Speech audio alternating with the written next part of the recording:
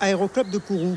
Depuis 50 ans, cette association a pris ses quartiers sur ce petit aérodrome situé dans l'enceinte du Centre spatial guyanais.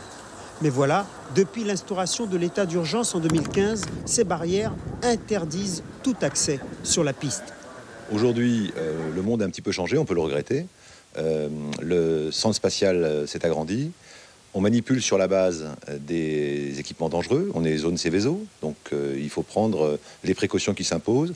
Nous avons jugé qu'en ce moment, les conditions de sûreté imposaient des précautions particulières et encore plus exigeantes pour le survol des aéronefs sur le CSG.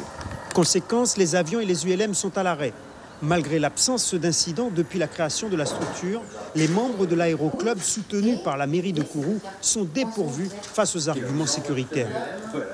Ces problèmes, nous sommes tout à fait conscients et même ouverts à en discuter.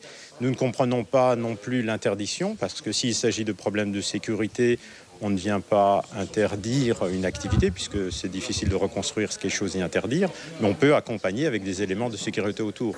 Le CNES, gendarme de la base, s'appuie sur l'État pour maintenir l'interdiction de survol du CSG. Du carrefour de Guatemala jusqu'à Sinamari sur une bande d'une vingtaine de kilomètres entre les îles du Salut et l'intérieur des terres. Tout l'espace aérien au-dessus de Kourou est bloqué. Tu peux même pas faire voler un drone. Je sais, pour le drone, oui. Je crois que c'est le mien qui s'est fait surprendre. Mais à l'habitude, on joue sa musique, ça, on s'en rend pas compte. Mais ça, c'est un vrai souci.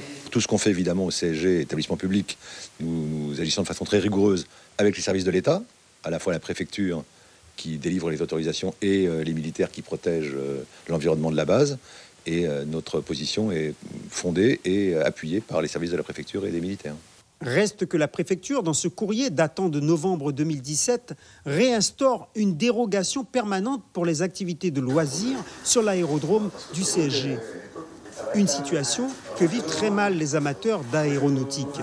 On vit ça comme une frustration parce qu'on a l'impression que c'est presque on nous empêche de pratiquer un loisir qui, a priori, ne dérange personne, permet aux gens de découvrir l'aéronautique, de passionner. Là, on allait commencer la restauration d'un avion avec des jeunes de Kourou.